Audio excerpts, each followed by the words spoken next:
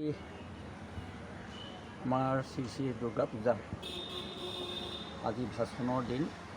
3, 4, 5 এই 3টা দিনত আমাৰ সোণাৰী পৌৰসভাৰ অন্তৰ্গত 19খন পূজাস্থলী আমি দেখিবলৈ পালোঁ। খুব উলহ মালহেৰে আৰু আমাৰ প্ৰকৃতিৰ যি বেলেগ বেলেগ জেগাত আমি তাণ্ডৱ দেখিলোঁ তাৰ তুলনাত আমাৰ সোণাৰী এলেকাত কোনো বাধা বিঘিনি নোহোৱাকৈ আমাৰ পূজাভাগ সম্পূৰ্ণ হৈছে আৰু আজি 12টা-1টা মানৰ পৰা ইয়াত বিসৰ্জনৰ কাম আৰম্ভ হ'ব। ইতিমধ্যে আমাৰ যিখিনি আমাৰ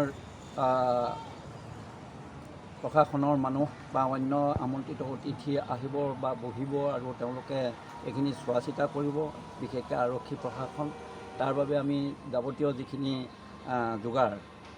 বা পেণ্ডেল দিয়া, চকী টকী মানে ঠিক ঠাক কৰা, এইবিলাক আমি এতিয়া কৰি আছোঁ। কেনেকুৱা ধৰণৰ ব্যৱস্থা গ্ৰহণ কৰিছে ইয়াত নাও পৰা আদি কৰি?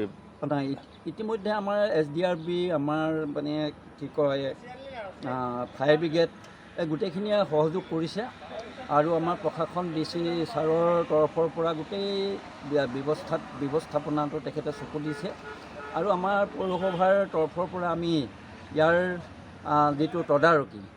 মোটামুটি সেইখিনি আমি চকু দি আছোঁ আৰু এইখিনি ভাবিছোঁ আমি খুব সোনকালে আৰু অতি মানে একো অসুবিধা নোহোৱাকৈ কামখিনি সমাপন হ'ব বুলি আমাৰ ধাৰণা।